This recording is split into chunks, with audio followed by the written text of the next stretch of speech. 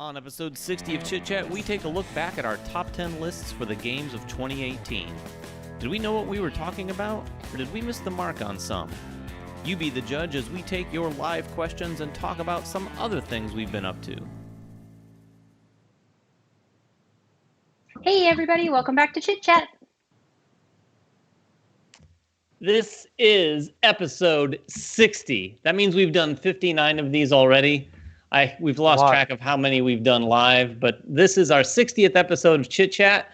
And in case you couldn't figure it out from the intro, we are going to be taking a look back today at our top 10 lists from 2018. Is this the first time we've ever done anything like that, Jeremy? It is. Yeah, I don't think we've done this before. Now, when we came up with this idea, we hadn't realized that there was one person of the four of us that wasn't on our top 10 of 2018, and that's Kira. So she's going to be kind of the master of ceremonies tonight, probably making fun of our lists if we made any bad choices, maybe hopefully just being supportive of mine. But we're going to go through all that. We're going to talk about some of the other things we've been doing, some games we've been playing, some shows we've been watching, and then hopefully get some live questions from all of you who are watching right now. But before that, we've got a winner. Right. So the winner is for Tiny Towns, which we gave away last week. Alicia Taft. Wrote that down wrong. Yeah, so Alicia Taft, make sure you email us at manversusmeeple@gmail.com. And this week, if you can't already see right beside me, we have the Book of Madness and the expansion. So make a comment below and you're automatically going to be entered to win both of these, the base game and the expansion. Ooh, so good exciting. Luck. Make a comment. It's a lot of content. All right, so we're going to jump right into this because we don't want this to be too long, and it is a top 10. So what we're going to do is we're going to start at 10 and go down to 1 like normal. But on screen, you're going to see 3 games. The first 3 games you see are going to be our number 10. Mine, Jeremy's, and Ryan's. And they're in no particular order, and they're always going to be mixed up. So you will have a few moments to look at it and go, oh, I bet that one's Jeremy's, I bet that one's David's, et cetera, and so forth. It's just have fun with that. Quite honestly, it's because I ran out of space and I didn't want to put the names above all of the games. But take a look at that. And Kira, can you let me know when number 10 is up? I can't see the stream. So here's all right, those are a number. Yeah, Kira, take it away. Take this away because you guys are going to do the majority of the talking today. So we've got Rising Sun, which I feel like that one's probably pretty obvious to everybody who that one is. We've got Smartphone Inc., which I think will be a surprise, and Chronicles of Crime, which I think will be a toss-up because it was one of our approved MBM approved titles. Yep. So. Let's go with this. So I have a very specific thought on one of these games, and that's Smartphone Inc. So to the person who had Smartphone Inc. on their list, it has now been it's been picked up for the United States by Arcane Wonders. It's done a Kickstarter. It's going to be fulfilling soon, hopefully. I know I backed it. I definitely really like this game. How is this game held up in your mind, whoever had this as number 10? How does this game hold up in your mind between when you played it then and the excitement of the time? Because I kind of remember that, for all of us, and to now. Like, are you as excited for it to be available here in the U.S., to have an expansion? Let's talk about that. That was me. And the answer is no. And this is I went through my list. So before I start talking about that game in particular, out of these 10 games, 8/9 of them I still own. I'll explain the 8/9 as I get to that one, because I'll get to that one later. But this is one game and the only real game that I've completely jettisoned from my collection. There's a number of reasons why. And I think that the reason I put it on the list was because of the hype. I mean, I was really hyped about the game. It was very, very hard to find when it first came out. And I played it twice prior to putting it on the list. And both times I enjoyed the game. However, I found that repeated plays of the game always directed me down the same path. I was always doing the exact same thing. The board's very confusing when you look at it. It makes you feel like you can spread out and do a lot of things. But the rounds are so short in that game that you have to make a decision early on what you're going to do and do it very well because you don't have a lot of time to recover. So I found that to be not super compelling to me. I don't know if the expansion fixes that. And to be quite honest, I didn't like the base game well enough now after repeated plays to really go back and try it again. And I think that my biggest fault with that game that I've recognized now is that it's best at 4 and 5 players, which is just doesn't get to the table as a 4 and 5 player game. I don't like the 2-player experience at all. It's just too wide open. So yeah, it's not in my collection anymore. All right. Unfortunately or fortunately or whatever. Well, and so I think that's really interesting because I'm not sure how much I've waned myself as a backer now because I was very excited to get my hands on it at the time. I hadn't played it as many times. I've played it a few more times now, and I would agree it's better at higher player counts. But I'll be curious to see how much I enjoy it now versus how much I enjoyed it before. So we've got some guesses from the audience for the other two, Rising Sun being Ryan and David being Chronicles of Crime. And would that be correct, everybody? That is correct. That is correct. And I'll keep this quick on Chronicles of Crime. I guess we could try to focus on one title for each level. But Chronicles of Crime, like you said, Kira, it's one of our approved titles. It was on my list. There were 9 games that year that I liked better. I would still say the 9 games, maybe 8 of the games are still above Chronicles of Crime for that year. Okay. And I'd say for me, Rising Sun, in retrospect, I put it at 10 because it actually came out in January and we do our top 10 list at the end of the year. But now looking back, I'd probably place it a lot higher. It's kind of become one of those event games with my gaming group, kind of like Firefly, where it's such a big game that we kind of just like set a whole day where we'll like have dinner and our Rising Sun's already set up and we'll do big 6-player games. And we'll play it maybe twice a year, which isn't a lot, but that is still more than I've played some of the games on my top 10 list. So that's I think Rising Sun has not worn thin for me. Awesome. Yeah. Awesome. One thing I will say, going back to my pick, people are probably going to ask, what would I have chosen instead? Obviously, my list is jockeyed around a lot, and I'll mention those as we go. But one game that I would have added is Just One. And I don't know where I would put it exactly, but that would have definitely replaced Smartphone. Yeah, I was late to that party too, but that game is addictive. I don't know that all of us had actually had a chance to play that enough to know that it was that good at that point, right? Or even at all. So it's like kind of a retrospect going backwards, not a one you'd actually played, right? David played it at Gen Con and really enjoyed it, but I don't think it came out until late in the year. And by that time, he'd already played it, and I know he loved it and was playing with his group and his family. But me not being a typical party gamer, I didn't play that game until later in the year, and I didn't play it enough to realize how good of a game that is as a gateway game, but also a party game for neighbors and family. And it's just the perfect way game to play. Plus, it's really fun on Tabletopia of all things, like our tabletop simulator. So it can be played just about anywhere. Yeah, it's a really good point. Okay, stop stepping all over my list. I will. I was just all right. Yeah. So we're gonna go to number 9 now, everybody. So let's get that up on this. We've got Narcos, Go ahead. Silk, and Coimbra. Again, one of these is an MVM approved title. And I would say all three of these are a toss-up on whose list they're on, because I know all 3 of you liked these in 2018. So who wants to take it away first? I'd like to hear about who had Silk, personally. I'd like to ask people while we're talking to take a quick guess at which one they think is MVM approved, because it's an interesting 3 titles for one of them to be MVM approved and the other 2 not. I chose Silk. And interesting fact about this game, I didn't do all the research today, but I did look at a handful of games on these lists to see where they ranked on BGG, just to see sort of like, was I right? Was I wrong? Was I way off? And you'd look at Silk on BGG and you say, oh, he was way off. But I still stand by the fact that Silk is an incredibly underrated game, and I think a ton of people just haven't played it. We really enjoyed this game. Mm-hmm. It's got a unique theme. I think my guess is the theme and the art is either going to be you love it or you don't like it at all. We liked it because it was different and it had kind of like that Miyazaki sort of vibe to it. And it was not sheep. It was these silkworms, these massive mutant type silkworms. But it's a really fun game and it's very competitive and very nasty, which is not something I typically like, but I ended up really enjoying it in this game. And, agree. Yeah. And I gave people enough time. I'll tell you right now, Silk, if I remember correctly, was the MVM approved of these 3. Yep, it is.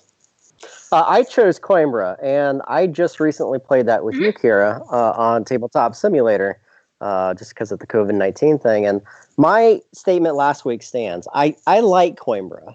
Don't get me wrong. I like those designers, and I like the game, but I feel like it's very limited. Maybe because I've played it enough to know that there are definitely certain paths that are better than others. The ability to move around that map, if you just don't do it and you don't get any of those cards, you're not going to do as well as other players. That's been my experience in the half dozen or more times that I've played that game. I could be wrong. I don't know, but that's my personal experience. I still like the mechanisms of the game. I love the fact that dice are used for two different things, both the number and the color, and I find that really interesting. I still think it needs an expansion to be really good. That would probably take my number 10 spot if I were to redo this, but I still like Coimbra. I just want something more out of it than what it's given me right now. Yeah, and I had Narcos as my number 9, and that is, I have not actually played Narcos since 2018 because it is a hard game to get to the table. You really want to play with a big group, and it's kind of on the heavier side of hidden movement games. But I definitely stand by its inclusion on this list because even now, 2 years later, I have not played a better hidden movement game than Narcos. I think that game kind of took hidden movement and really changed it where, you're chasing down the hidden movement isn't done every turn. You're basically stationary and hiding out while all the other agents are trying to catch you. And the way you can kind of squeeze together that map, and basically cordon off sections so that the enemy can't escape, I think it's super interesting, and I haven't seen it done better yet. So I'd still play that game anytime somebody asks me to. I just don't think it gets a lot of love. I have to say, it's very interesting on Ryan's list to see that game higher than Rising Sun looking back. Right. Just knowing that Rising Sun would be so much higher than that one. Right. It would be. Like I said, Rising Sun would be higher now. All right. So I'm just going to keep things moving along to number 8. Yeah. So right up on the screen now, we've got Newton, Coimbra again, and Underwater Cities. So these are interesting to me. So we've talked about Coimbra a little bit, and I think we're going to see Coimbra potentially pop up again. So since we just talked about it, I'm just going to say sorry to whoever that pick was. No, I'm just kidding. But I want to say specifically to Underwater Cities, I feel like we all played it. We all had very interesting opinions of Underwater Cities. I think we all generally liked it. But there was one thing that really stuck out about that game that didn't work well, besides the flimsy player boards, which they fixed with a later expansion, and that was the kelp strategy, owned and dominated by Jeremy when we played, making it a little bit less fun for the rest of us because we just couldn't keep up at that point. So I'm curious what you guys are all thinking about that and whose list it was on, because I was a little surprised to see this in kind of retrospect. Yeah, so I had all of those on my list. Right. So Underwater Cities was my number 8. And having played the expansion, I still feel kelp is a really strong strategy because it's a needed portion of the game in order to progress some of the other functions of the game. My experience has always been that kelp has been strong. However, the expansion kind of alleviated some of that. There's other routes that you can take. However, there's 2 cards in those decks, one in the special deck and one in the regular deck, that if you get those 2 cards, people are going to have a really hard time overtaking you unless they're familiar with the game enough to know there's certain spots on the board that you need to block. That's my opinion about the kelp strategy. Now, having said that, Underwater Cities for me would be much higher on my list. It would probably be in the 1 through 3 range. It's a really, really good game. It does all the things that I like about board games. It makes you strategically think turns ahead, but also gives you instant rewards the turns that you're doing things. There's always stuff to look at and to think about. And the ability to block other people out, which I just mentioned, is a key portion of the game. There's a heavy amount of interaction in this game. Not direct interaction where you're physically hurting people, but indirect interaction within the game. That's really, really, really intriguing. I love it. I love it more at the expansion, and it would probably, like I said, be up in my top 3 for the year. It's a great game. I find that interesting because at the time, it turned you off to the game. And I think it turned a bunch of us off to the game. And so I think if we had asked you this last year, it may have actually fallen. Now it's pumped back up because you have a renewed interest in the game. Would you say that's accurate? I'm sure the expansion played a part in that. But I also recognize that my experience with the game may be different than other people's experience. I just happened to fall on those strategies several times that I played the game. And I failed to find other people that were able to break that strategy. Now, if I sit down at a table with people that know underwater cities really well, they probably are going to block that out for me. And which, again, makes the game a better experience. That's the thing with most games, though. And as a gamer and as a reviewer, someone who's on the front end of media, I'm going to point those things out to people. I might always get the best response from people, but it is what it is. That's what I experienced, but I still like the game. Right on. Yeah, I have to say, I even though Jeremy ran away with some of our early games with that, I've always loved the game. The big thing, and Jeremy hit on it, is the fact that it is a very satisfying turn to turn. Regardless of what everyone else is doing, you do something on your turn, and there's so much going on your player board, you really feel like you're building something out, and it just adds to the fun factor. Yeah, for me on that game, I would say that I love the engine building part of it. So while I may not always win that game, I'm enjoying the process of what I'm doing and seeing how much I can do. Ryan, how do you feel about underwater cities? I know we're probably going to talk about this one a couple of times. I think it's on all of our. Yeah. It's on our list. We can go ahead and skip it for now and go on to Newton, and then we can bring up it again when it shows back up. But for Newton, so I don't know whose list this one was on, if I'm being honest. And I personally, this one didn't land really strongly for me. I've only had the chance to play it once, but it was not a great experience that made me play it again. So I think myself and others would love to hear why this was number 8 for whoever it belonged to. Number 8 was mine, and I think it belongs at number 8. I think Newton is still one of the more innovative games, and I love these designers. But Newton, I can understand why it might not sit well with some people. It's very fiddly, but the way you can kind of build your actions over the course of the game, every round you're going to take a card from your hand, tuck it under your player board, and improve one of your actions.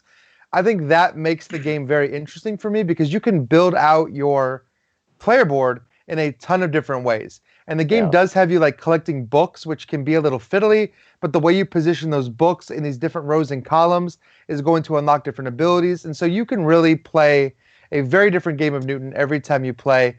I think it is maybe a little too much for the weight of the game that it is, which is why it doesn't see plays as much and it's not higher on my list, because there is a lot to do, but it's not like it's a terrible brain burner. I mean, it's pretty self-explanatory. All right, so. Well, that leaves Coinbro, which we've already talked about a little bit, and we might talk about a little bit more. I will say this: Coinbro would probably be the one that would fall off of my list. I don't have any others that would fall off of my list. I don't know what would replace it, but I will say I was enamored with Coinbro the year it came out. But I think we all identified that it got, at least to us, it started feeling very samey. Like you start to recognize those cards, and it's still a great game. And I know there's a lot of people who absolutely love it. It's a highly, highly rated game. It just is not something that I've gotten to the table too often, as much as I love it. Now, with that said, I am thrilled about Alma Mater, and I really want to check that out when it comes out, which is sort of the spiritual successor. It's even based, I think, in the same sort of game universe, if you will. Some of the same artwork is involved. Mm-hmm. So I definitely want to check that out. But yeah, Coinbro would probably fall a little bit for me. So just a real quick intermission here. I want to point out that John Wheeler in the comments has nailed all of yours so far. Let's see if he can keep it going. I'm actually pretty entertained by this and everyone's guesses. He just watched our 2018 video. I asked him, I said, are you cheating? It's because I said, are you cheating? He said that he remembers all of the videos very well. So we'll see if he can keep it up. Yeah. Interesting. Let's go to number 7. All right, we've got number 7. Vindication, Newton again, and Gugon. This should be easy to pick. Let's see. I wonder who picked Vindication. Not me. I hate that game. Yeah, Vindication was on my list. This was my number 7, and I would tell you this, in retrospect, this would be much higher on this list. I've continued to love Vindication. I would say if I had to come up with one criticism of Vindication for me personally, and not so much for me, but for getting it to the table with other people, there's a lot in that game. Yeah. There's a ton of stuff that you could use, and if you used all of, in fact, I would recommend never using all of it. I can't even fathom. Even with an experienced set of gamers, you wouldn't use all of it? No, it's just, well, Too much? I don't know. There's a lot in the base, but if you add absolutely everything, that is a ton of stuff. Not only that, it's a massive footprint on the table. Like, I have a hard time finding every place to put, a space to put the base game with the one main expansion, which I always use, which is not the leaders. The leaders was the actual expansion that released. I do like that as well. But the guild, that guild token, playing it without that, I can't even begin to imagine. But yeah, Vindication was my number 7. It would be much, much higher for me. The other two at 7 are Gugon and Newton. So what does the person think? Is he nailing it? He's nailing it. He's I nailed hope so. it. I'm guessing. I hope so. Because I can take a guess. I need you guys to confirm because I actually don't have it up because I'm doing my best to be semi-surprised.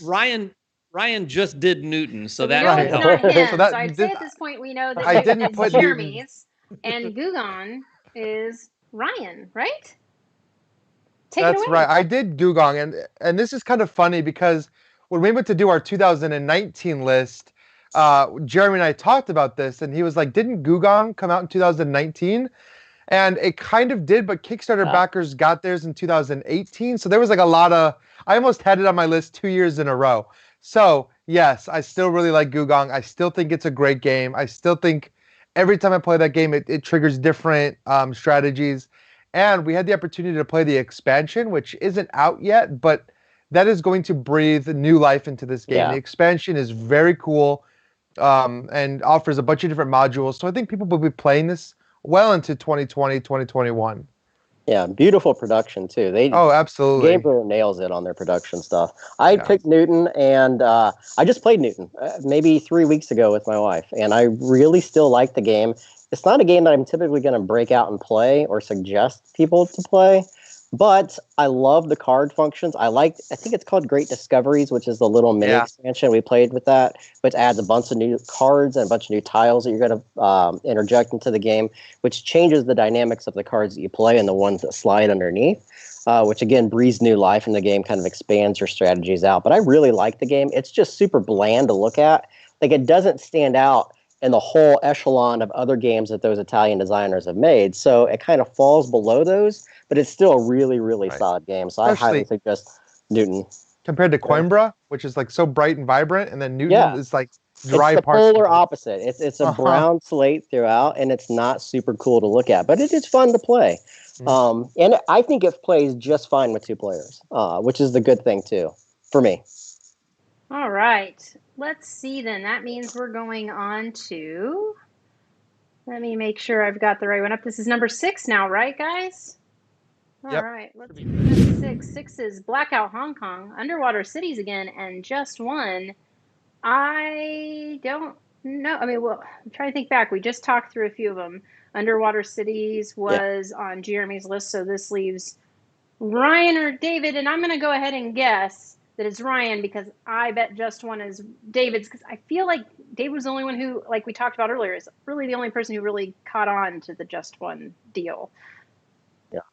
Yeah, I lucked out and played that. Well, I'll talk about that one really quick. I lucked out and got a demo of that at Gen Con when it was very early. It wasn't released at Gen Con that year. It was just at one tiny little table near the Asmodee booth, and sat down, played it. My sons actually played it a ton there, so there was a lot of conversation in the car on the way home about it.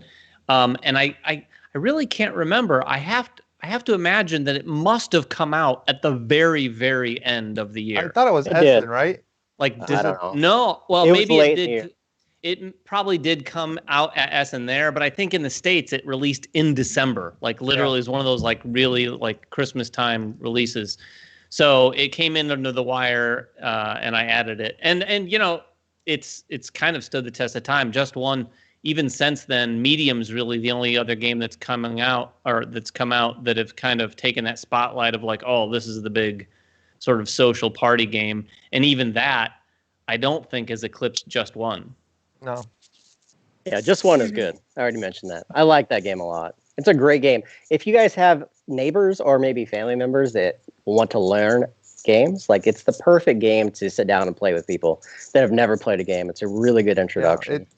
I've seen anywhere from kids to grandparents playing that game together in one group, so it's great. My family plays it. Like my mom and dad, which they don't play any games. Like they don't play games other than Triominoes and Trivial Pursuit. So that's an accomplishment. Pursuit. Right. Look for our review of Trivial Pursuit Genus Edition very soon. Oh, gosh.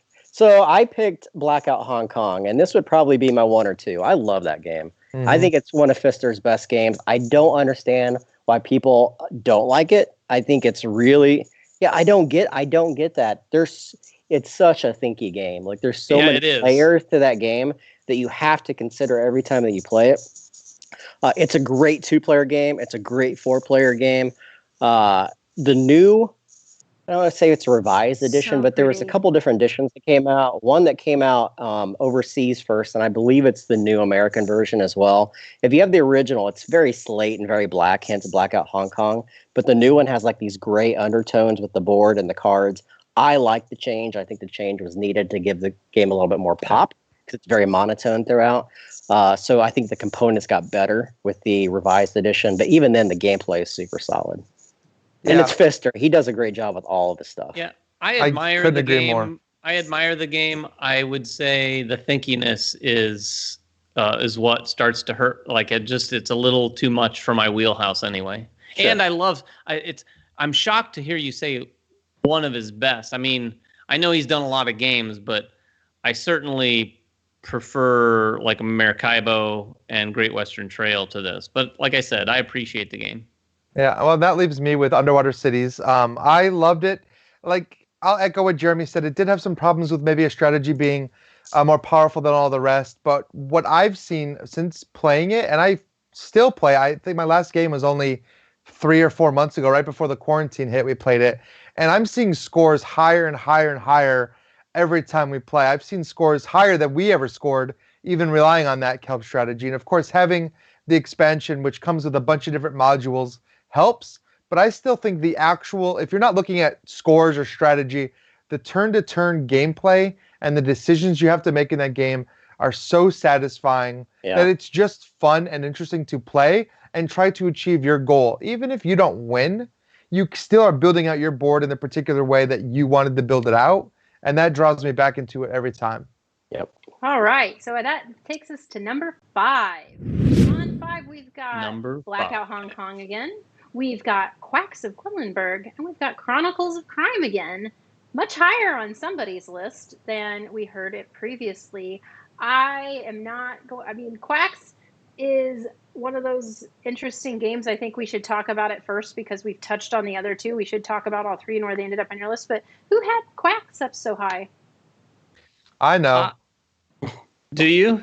The only person here that really liked it. This game is a blast. Yeah, I was surprised to see it at all. It's a luck fest, but when I played it, I just had so much fun with it. In fact, I played this at Gen Con as well, I believe, and actually asked if we could take the prototype so that we were able to play it quite a bit more. And I want to say it barely came out towards the end of the year as well, the North American version of the game. And it is a luck fest. You know, you're pulling out of the bag and, adding to your brew. But like Jeremy mentioned with Just One, I've been able to, even though this game doesn't appear to be a game that might be, playable with a lot of families or extended family that doesn't play games, if you can get them over the hump of sitting down to try and play it, it's very simple and it's very fun. Like, it absolutely pushes that button. Anyone, non-gamers love pulling into a bag and pulling something out and going, oh, I busted, or not. That tension is just a lot of fun. And then it kind of spilled over into the following year with Tiefenthal. Not exactly the same sort of game, but it's got some similar DNA in my opinion. But yeah, I still love Quacks. I have it on my shelf and the expansion. I think Quacks is too much of a luck fest for me. I've had it both ways where I have won games of Quacks just because I was the one that lucked out and didn't bust. And there is some strategy to the bag building, but it's frustrating to be the guy that oh, my first 4 tiles were bad. Well, and I haven't played the expansion. I've heard the expansion alleviate some of that. So to be totally fair, I do need to give it another chance. I just But recently it just played the full game of it for the first time. David and Jeremy and I played, and I had to step out because something came up, and so I didn't get to play the full game. I didn't get to fully experience it. I liked it a lot better than I thought I would. I'm not a huge push your luck game type person, but it's really, really good. And I think I've heard the same thing about the expansion, Ryan. So I'm going to go ahead and assume that Blackout Hong Kong is yours then. Is that right, Ryan? Yeah, as well. Yeah, Jeremy already had his. I'm just going to echo what Jeremy said. I mean, there's no reason to harp on it. Obviously, Maracaibo has come out, and since Maracaibo came out, I haven't even looked back at Blackout. I probably will go back to Blackout once I'm kind of through Maracaibo. I still think Blackout does some interesting things, David. It's really the competing for it does building those territories and trying to like score points. That's a layer that a lot of people don't see in Blackout because you can claim zones. And if you are sharing some of the points that your opponent uses to claim, you still score points. So you can actually score a ton of points by never even completing zones. And it becomes this really fun puzzle of just trying to be where other people are. And I think that makes the game vastly different every time you play it. So it'll never wear thin on me. So that... Yeah, I think, and this is the last we're going to be talking about Blackout. Spoiler alert, it's not on my list. So I'll say this. I think one of the things I mentioned earlier is how brain melty it is. Part of the problem for me when I make these lists is I take into consideration significantly getting it to the table with all of the different people that I play with. And it's a difficult teach, and not mechanically how you play it, but it's difficult to help people understand all the things that you're having to consider like that. And the one thing you guys haven't really talked about too much is that mechanic. Well, Jeremy, you mentioned the cards and the way you're building your cards on your player board at the bottom. Yeah. And they're stacking. That you can very easily screw that up as a first player. You can go, oh, wait a minute. Yeah, I totally did that wrong. I'm not going to be able to do what I thought because I can't even remember exactly how it played. So says the guy who took 45 minutes to teach Vindication at IndieCon. Yeah. So yeah. It's really more difficult to teach. That's true. But Vindication's so good. Oh my. Well, you know where I stand. Vindication was not on my list, but Blackout Hong Kong was. So that should answer your question. So, well, that's true. Now, so let's go on. Yeah, let's move on. Number 4. Chronicle of the Card must be Jeremy, and this was an MVM approved title. So. You guys already said everything needs to be said about the game. It's a great game. It's probably going to remain right where it is at number 5. I still have content though to play of that. Yeah, I've only played through the first main game, and I haven't played through any of the little expansions that came with it. So there's still a lot to play excited for the new stuff. I do think the game plays best at 1 or 2 players though, because everyone wants to have control of that, the device of some sort. So it's not as fun to be excluded. Whereas if you play a game like Unlock, which I would have this be very akin to like Unlock and Exit because everyone's trying to solve a puzzle. You really want that back and forth between 1 or 2 people that, I'm going to look at it this time, you look at it this time. If you have 4 people, it just drags. It takes too long. But can't you all have your own 4 devices? Definitely. I thought you could. I thought that was one something they person- specifically did to alleviate that issue. Oh, in the newer version, maybe. Not in the original. The original was structured, and I agree with Jeremy. I don't think it goes that way at 3 players because I think the person with the device, I think there can be 2 other players kind of sorting through everything. Yeah. But once you add that 4th player, guaranteed there's a player sitting at the table for the most part, kind of like feeling like, because especially if the other people are kind of taking command and like pulling cards around the table, right. Like you said, it's a lot like Unlock. If you're kind of the quiet pacifist at the table, you're probably going to be sitting there not saying much. I think 3 is the best for me. So y'all ready for some more repeats? We're up to number 4. Mm-hmm. Yeah, you're going to start seeing this now. Yeah. This is repeat central here. Coimbra, Rising Sun, and Gugon. It's anybody's game. We can just do process of elimination. We know Rising Sun isn't Ryan. Yeah, We know Gugon isn't Ryan. It's true. Or Coimbra. That's true. Wait, Coimbra must be Ryan. Oh, you know what? It could be I'm interesting. confused now. It's a toss-up, though, lost. between Rising Sun and Gugon. So who wants to go first? Well, I'll go because obviously mine was Coimbra because I already had those other 2 on my list, and I'm of a very different mindset with Coimbra than you guys. The more I play Coimbra, the more I like it, because it has a lot of the same feeling for me as like Grand Austria Hotel, Marco Polo, some of their other games.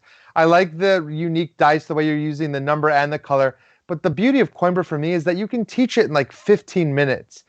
There's not that long of a teach, and that game can be played in an hour to an hour and a half. So you get a lot of that satisfying feeling, but in way less time and way less table space. And while you do get familiar with the cards and some of the strategies, it's actually what keeps me coming back to Coimbra. Like when I play that game, I don't have to think too hard, because there's, I think, room for a game like this where like I still get that Euro feel without my brain hurting afterwards. Like Newton, every time I play Newton, my brain hurts. Every time I play Grand Austria Hotel, my brain hurts. But Coimbra is a little more relaxing for me, and I think that's why I still play it and still enjoy it.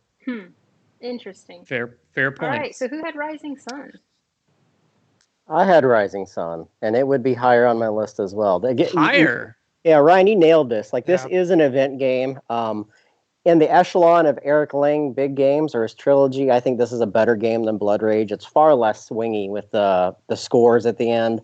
I like everything that this game does. Like, it's the epic game night. It's a quintessential area control game that you need to own and play. It's really enjoyable. It's really fun. There's a lot of variety, a lot of different variable player powers, different clans that you're going to be a part of, different monsters. You're going to have different sets of cards that are going to be interjected. So every time you play this game, even the group of people that you play with is going to be a different game from one game to the next. And it's just a fun game. The mechanics of it are solid. There's a lot of decision points. It's beautiful, right? I mean, it's one of their best looking games as well. So it'd be higher. I don't know where it'd fall, but it would definitely be higher than 4. Well, that leaves David. So that means Gugong was mine. I had this game here. I really enjoyed this the first time I played it. And like Ryan said earlier, with the expansion, it probably maintains a position in my library. But without the expansion, I played it a couple times later that I felt it's 4 rounds, right, Ryan? 4 or 5? No, I think it's no more than 4. Okay, but I think it's 4. Starting in that 3rd round, but definitely in the 4th, we played a couple games where the players at the table just kind of felt like they'd almost tapped out on some of the things that you can do on the board, especially that palace track where you're going right up. I always just get that out of the way because I want to get to the top of the palace track. The expansion definitely addresses that. Yeah, it does. And it makes it so that you aren't able to just check off some of the things that you need to do in the game. You can actually fall back down on that palace. Yeah, which is that's huge, because before you could see the few little pockets where you'd score your points and you'd say, okay, that one's done, that one's done. So all I really can spend the rest of the game doing is this one thing, which made the last round kind of boring for me. But the expansion definitely does address that significantly. So the game as it existed then would fall on my list, but with the expansion, it would probably maintain. All right, cool. So that puts us at number 3. We've got Teotihuacan. We've got Dice Throne Season 2 and Space Base. I know one. Space I know they're probably this is only on the list once, and it's not me, so it's got to be Jeremy for Dice Throne Season 2. Yeah, I'll talk about that. This would be my number 1. I don't play it enough, but I think that this game deserves far more praise than what it's already getting. This deserves to be a mass market game. It is basically Yahtzee, which everyone's played before, but it's done in such a way that makes the game super enjoyable. Like, even if you lose in this game, it's just fun to play. And the possibilities with this game, not only in its own genre of Dice Throne, but expanding this, maybe they go Star Wars, maybe they do something else with it. This game can be a huge mass market game. It's beautiful to look at. It's super fun to play. It can be played 100% competitively or 100% casually. So it's up to you. Plus, now they've added the option of playing, Dice Throne Adventures, which can be done cooperatively. I don't know how anybody can walk away, or solo. I don't know how anybody can walk away from this game and be like, it's not fun. Like, I can understand you not enjoying the game because it's not enough for you, but not having fun rolling dice and trying to hit things on your particular player board, but also the card interaction, selling cards, getting cards, ticking down to be able to use those particular cards. It's just got so much going on for it, and the future is just unlimited with where they can go with Well, and this. it's funny I- because I think a lot of us on this program aren't big fans of dice being something because of the mitigation. Not at all. And for some reason, Dice Throne breaks that rule for probably all of us. I think we all enjoy the game quite a bit. Do you guys want to talk about? I know it's not on your list, but do you want to talk about it a little? I was going to say the reason it's not on my list is because I had not played it by that point. But you, Kira, and Jeremy were such big fans. And when we started doing MVM Live, that Dice Throne was one of the early games we played. Yeah. And so because I knew we were playing it, I wanted to learn it. And I played it with either Kira, Jeremy, one of you, or both of you in different sets, and started playing the characters.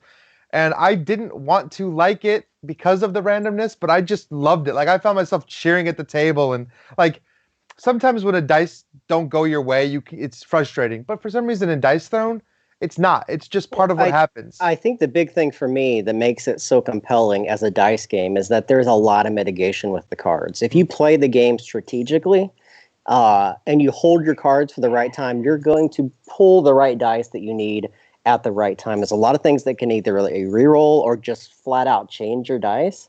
Which makes the game even more compelling for me. A lot of these games, like even just going back to basic Yahtzee, you have 3 rolls and you're done. Like, it's very different with this. Yeah, I can jump in on that, but I'm not going to, because then we could have a whole episode just about Dice Throne, because everybody knows it loves it so much. We really should. We should. There's so much wonderful Dice Throne. Every character gives you unique, different ways to play the game. But let's go into, I'm going to guess Teotihuacan is Ryan? Nope. I'm just kidding. Okay. It's Ryan. Yes, Teotihuacan was mine. Ryan. So I have an interesting relationship with Teotihuacan. When it first came out, I loved it. I played it a ton. And then somebody on BGG kind of ruined the game. They were like, well, if you want to win, here's what you do. And we had a guy that literally like What is it? What do you have to do? Thing, I'd like people to know. Yeah, get more points than everyone else. There's a way you can like position your guys so they're always like 3 spaces apart, so that you're like, it's basically like collect, and then all 3 guys gather on the build, and you could just build it like that pyramid like crazy.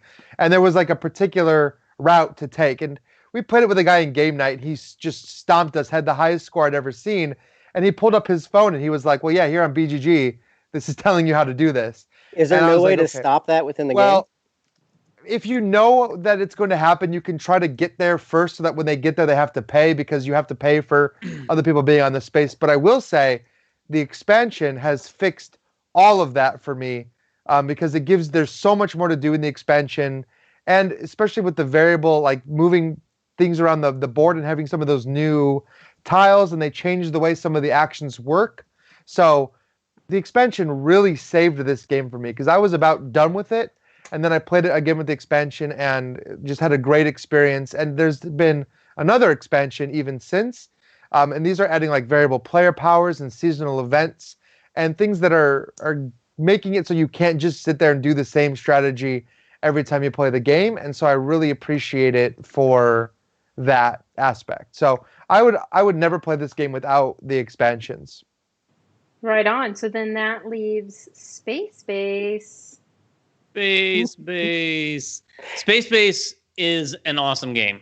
And this is definitely also a luck fest. It's interesting that this is on the same line with Dice Throne. I'll say one thing about Space Base, maybe 2. This was the first game I played where I really recognized, far more than most other games, keeps absolutely everybody at the table engaged, because every time the dice are being rolled, you're involved. A lot of people relate this game to Machi Koro, because in a similar fashion, you're rolling dice and you share them that way.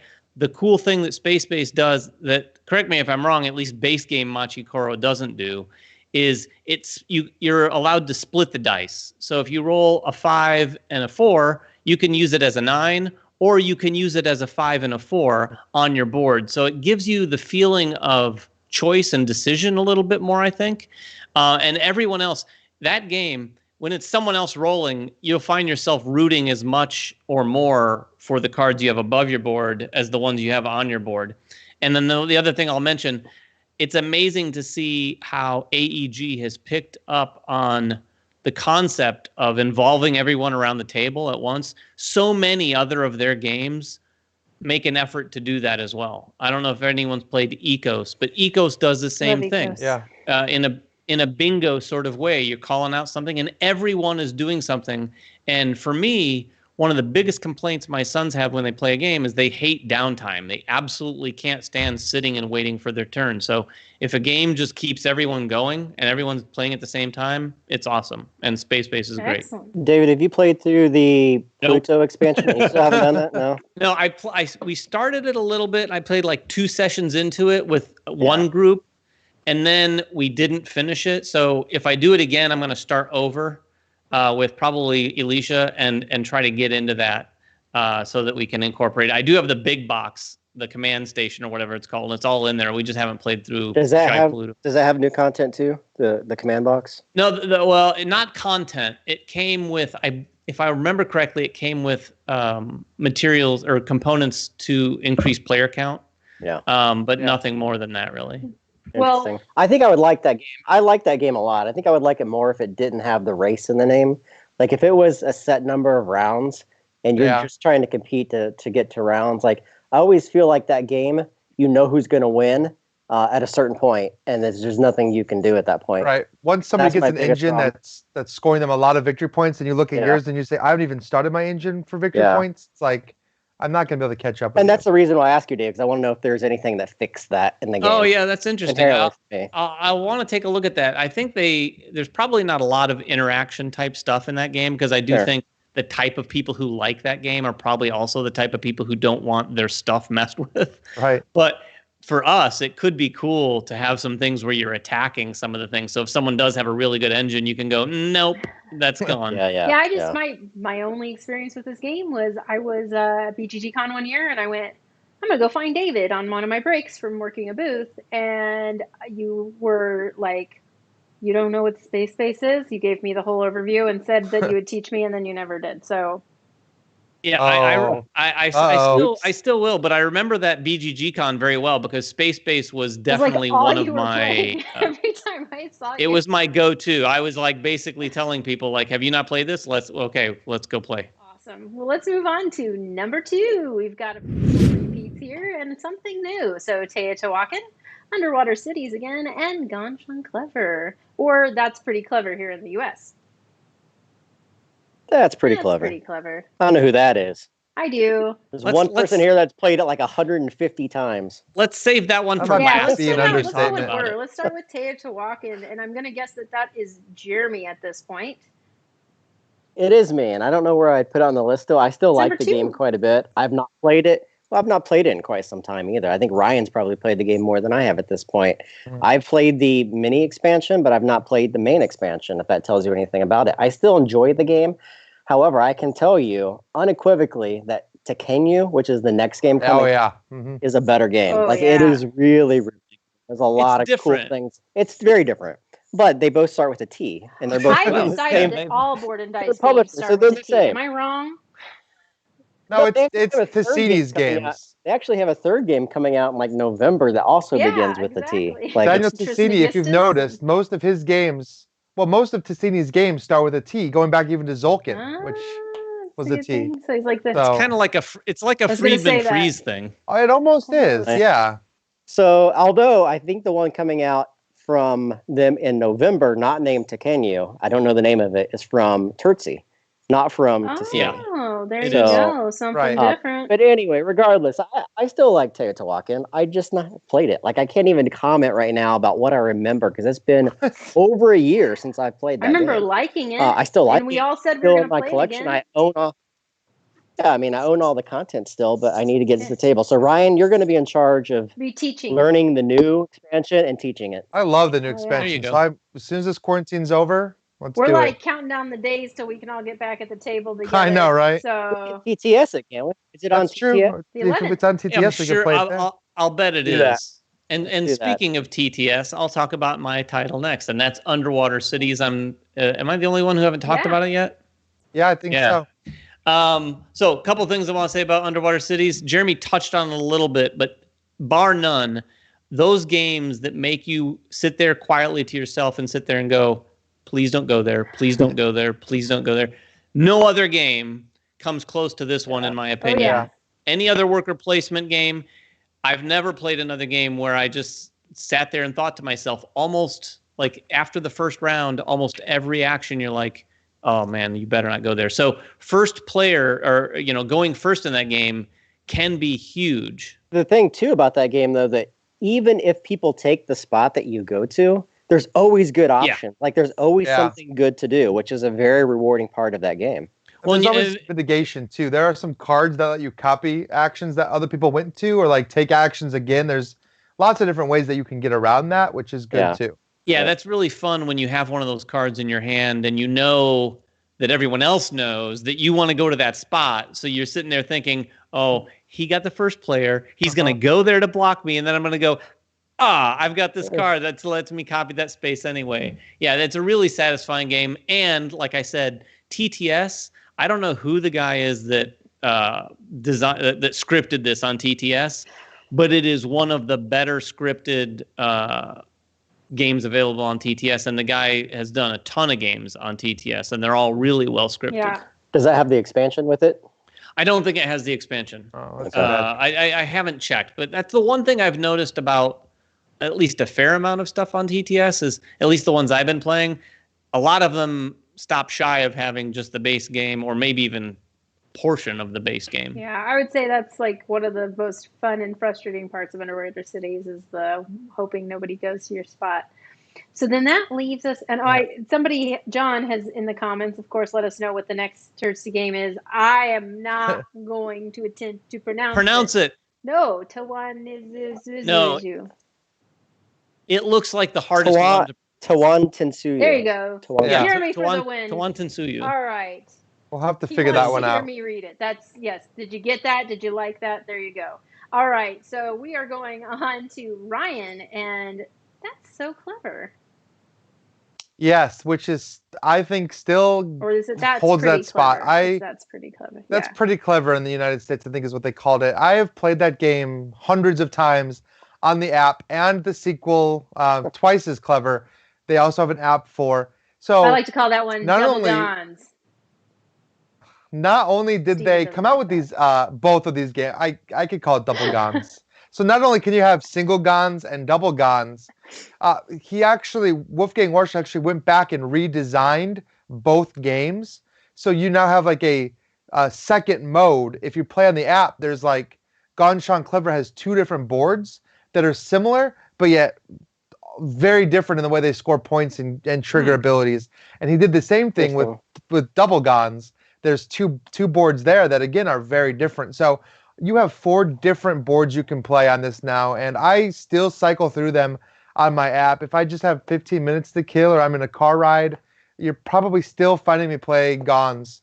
At least playing some of these new maps that came out, and I really hope that he's not done. I hope that he comes out with more modes for these 2 different styles of games. Well, what's so interesting about that too, Ryan, like, so I'm wondering if that's what I saw at Essen, but like I couldn't break through the crowd at the time and didn't have time to get back to this booth and kind of forgot about it. But there was a booth that had like all these pads, and they were clearly different versions of all of Wolfgang's like line of roll and writes. Different, like new pads. They were completely different than what I've seen. So I wonder if that's a little bit of it. But I'm so glad you brought it up, because I'm like, oh yeah, I wanted to go back and see if I could find these alternate pads or boards or whatever you want to call them for the game. So, all right, well, guys, are you ready for your number ones? I think this is actually one I can comment on. Is probably was my number one as well, because 2 of the 3 are the same, and that is. Betrayal Legacy. Yeah, Betrayal is not it's me. Not David, so we know David is cryptid. I didn't play. I'm going to get cryptid out of the way so you guys can. In fact, I might just log off while you guys talk about Betrayal. The 3 of them played Betrayal together all the way through in I don't know, a week or a weekend or very quickly. Cryptid. I did not. Now, with that said, that's not why Cryptid is my number 1. I'm not sure if I would have chosen Betrayal, but Cryptid I stand by significantly. In fact, let me take a look at this list. It's a great game. I would still absolutely, for me, have Cryptid as number 1. Like I said about Space Base, no other game making you feel like as involved, and Underwater Cities on the hoping your space is free. Nothing makes you feel smarter or potentially dumber than playing Cryptid. Like when you're playing Cryptid, and I've had this happen for me a couple times, and you just happen to figure it out before everyone else, and there's nothing more satisfying than winning and then going, you're this, you're this, you're this. And everyone and people at the table going, what? I didn't even know what?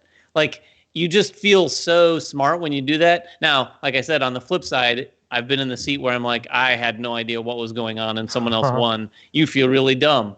But it's a great, great deduction game. Probably my favorite deduction game of all time. And it's brilliant the way it works. I remember vividly the first time Jeremy and I played it. We might have played it with one of the two of you. Just you and I. It was just you and I the first time. And we were sitting there, and we realized after our first game, or maybe at the very end of our first game, wait a minute, there's just one space that works for all of this? Because we were under the impression that there was going to be some spaces that would work for the answer. But the way that mathematically works so that there's just one hex on that board that is the right answer for X number of players, up to 6, is fascinating. One downside, and not for me, but I've heard other people say this, like many hidden movement style games, if someone makes a mistake somewhere in the game, we did that, and you're at Yeah. the end of the game, and you're like, well, wait a minute, like, and then I've even gotten to the point where I'll point to someone's piece and I'll say, are you sure this is right? And they're like, oh, wait a minute. The problem is the way they write some of that content, where it's like, this is a not this thing. It's like, I don't even play that mode. Yeah, I like that mode, it though. It is not, but it is. Like, it's the very hard extra, to think. Yeah, the advanced mode, the other side of some of the cards makes it so there's double negative rules, where it's like you're it's too hard to think. I actually like that. We've been playing. I hadn't really played it when we made this list, but since David, you got me onto it, and I've been hooked on it, and I still play it. Like, if we're at a game night and we have 45 minutes, we're not going to play anything but Cryptid. Like, we just have it always nearby and handy.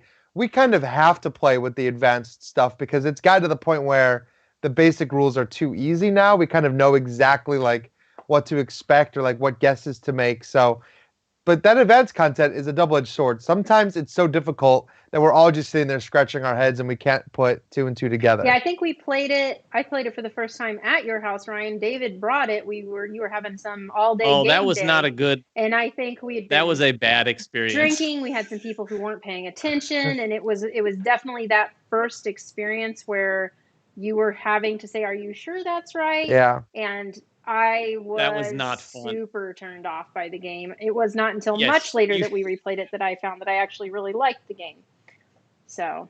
Yeah, that was a rough one. It was 6 players, and like you said, not everyone was really paying attention, and there'd been drinking going on, some more than others, and yeah, it was rough. All right. Reminds me of the time, Ryan, that we tried to introduce Great Western Trail to 2 new players with all content. Yeah, that's like a 3.5-hour game. I think that was right? me. Because you had just gotten the It was experience. you. Me and It was you and somebody else. Jeremy had just got the expansion, It and was we tried to great. teach Loved it. the base Oh my game and the God. expansion together for Great Western Trail. It was a That lot. was fun, It was a though. chore. I enjoyed that. It didn't even bother me any, but I It's a- remember that because that was you guys had not played that yet, so it was kind of a learn and go. No, it was like an hour. Yeah, it was bad. Let's talk about With a All room right, full so- of people. let's talk about It was Betrayal bad. So Legacy. talk about Betrayal.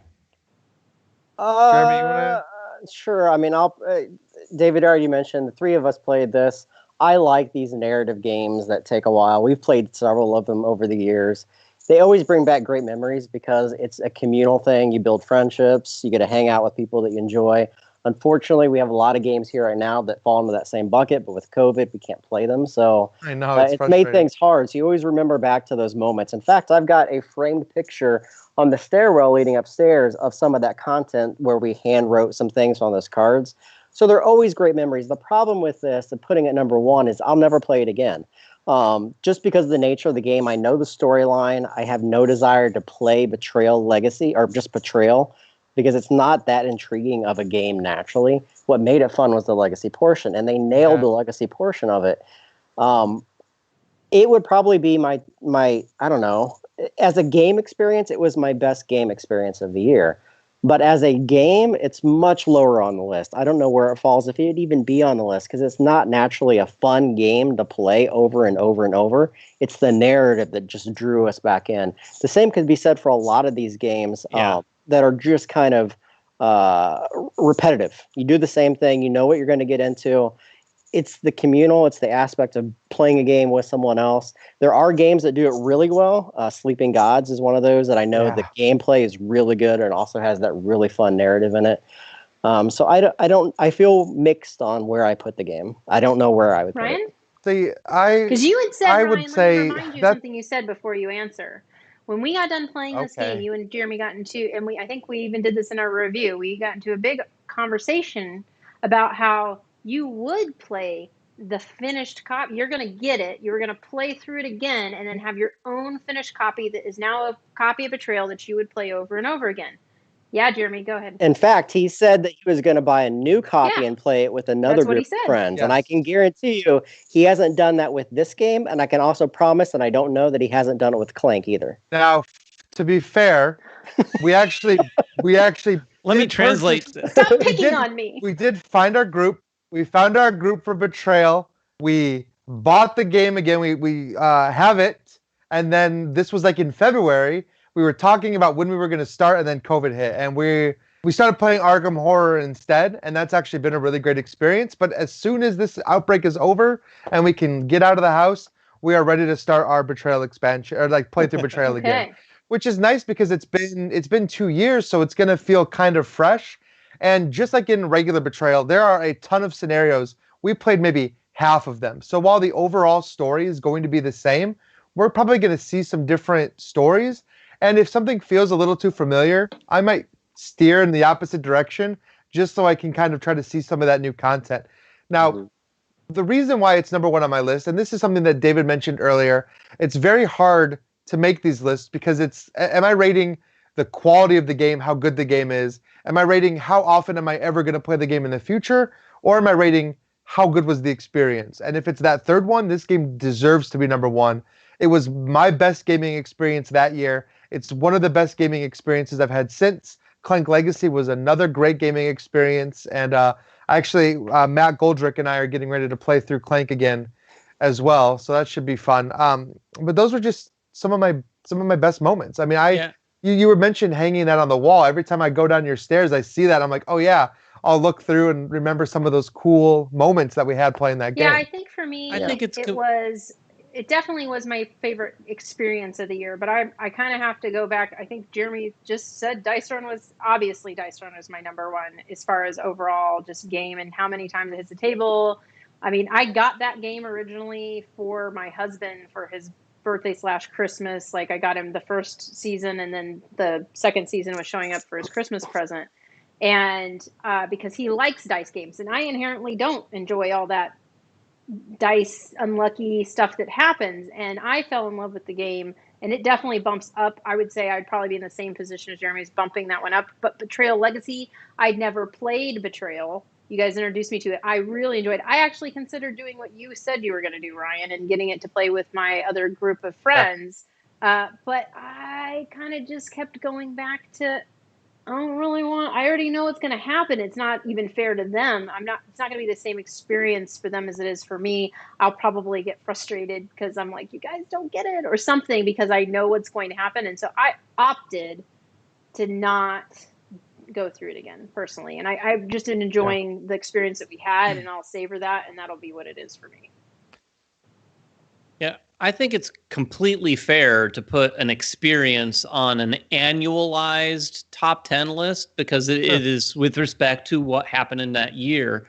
Obviously, and I think what you guys are getting to, if you were to do a top 10 of all time today, it's probably going to include less of those experiences and more of the games that have lasting appeal. I mean, there may be some that still stand up there, because I know I've had some pretty good experiences too, and I know you guys have had similar experiences with like the Pandemic Legacy games, and those are all rated very highly.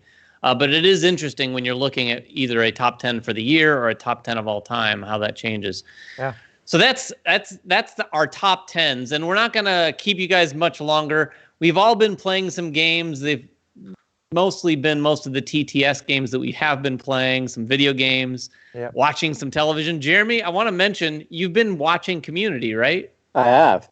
We finally got. I'm a latecomer. Jeremy's an even later to the show. Hilarious show. If you haven't watched Community, definitely watch it. And I did want to share a couple little facts about our lists before we sign off. I did do a little of that research, and I wanted to challenge everyone right here and the audience. And I don't have all the data, so I might be wrong about this, but what game of all the ones that we listed do you think is most highly rated on the overall BGG list? And I don't think you guys haven't looked any of that up, right? No. Yeah, so I'll challenge you. What do you guys think? Man, I think of the games we talked about. My guess is either Rising Sun or Underwater Cities. I was going to say that, or maybe Gugong. You know, that's a good point. There's one that I didn't look up that I want to look up really quick. Kira, are you on? No, I'm not. Well, I want to look up Rising Sun just to make sure, because that's okay. You had it right. Well, while you're looking that up, David, I want to go ahead and point out that John Wheeler, who was nailing every one of the guesses throughout the game, did finally get one wrong, but he is good for all of you at 9 out of 10 times. Which is pretty amazing. Wait, what did he get wrong? What did he get wrong? I have to go back. It was one of those where there was a bunch of repeats to the point where I even thought that he got it right, and I was like, oh wait, no, you didn't. So I did just double check. Rising Sun was not it. Rising Sun was number 2 though. It's the second highest rated. Underwater Cities is currently rated at 61 on the overall charts. Rising Sun, interestingly enough, is at 64, so not far behind Underwater Cities. And even crazier than that, at 65 on the overall charts is Teotihuacan. I wonder how many of our games ended up being in the top 100. That's something interesting Quacks to look at. of Quedlinburg is 83. I think that's the only other one on all of our lists that's in the top 100. Right on. Interesting. Very cool. Really, that's kind of interesting to me. And I do think, unfortunately for me, Silk is bringing up the rear at 4,416. Wow. But it's such a Silk fun is a better game. That's unfortunate. It really is. I think people just haven't played it. Yeah, get out there and get Silk if you can find it. I remember shortly after it came out, I saw it in like a discount bin at one of our local stores. I was like, that is a shame, man. That is People a should be shame. That playing game that. is so good. Awful. So anyway, that's the little facts I wanted to share. All right. Well, I think that pretty much wraps us up for today. Since we are at time, I'll go ahead and tell everybody we'll do a weekly rewind this Sunday so that you can hear what games we've been playing, and we'll talk about it there. Some of these guys might join me. If nothing else, I'll have their pictures and their thoughts on the games to share with you. That's Sunday night. And I don't know, anything else you guys want to say before we sign off today? Well, for those of you who are watching live, this won't maybe go back, but in about 20 minutes, so right after this live chit chat, I'm jumping over onto Facebook Live with Jeremy Howard, and we're going to play Foundations of Rome. So if you haven't had enough MVM today, follow me over to Facebook, and let's check out Foundations of Rome. So I'm excited about that. For those of you watching in the future, we apologize for sending you on a wild goose chase. It'll be on Facebook forever. It just won't be live. All right. So what's any closing statements, fellas? Wrap it up, Jeremy. Again, be safe. Follow your state guidelines. If you can go play games with people, then do that, I guess. Carefully. We miss it. We so want to get together, but I don't even know. When does the Indiana release? May 15th? The 11th? Yes. Well, in phases. In phases, it starts in mid-May and then goes all the way through like early July. Today. So we'll see what it looks like. I think July is like the back to normal, supposedly. Yeah, so we'll continue doing some live content, and we'll mix that back with our regular produced content. So make sure you guys check back at our channel. Thanks for watching, of course. Just make a comment below, and you'll be entered to win both of these games, and we will see you guys next time.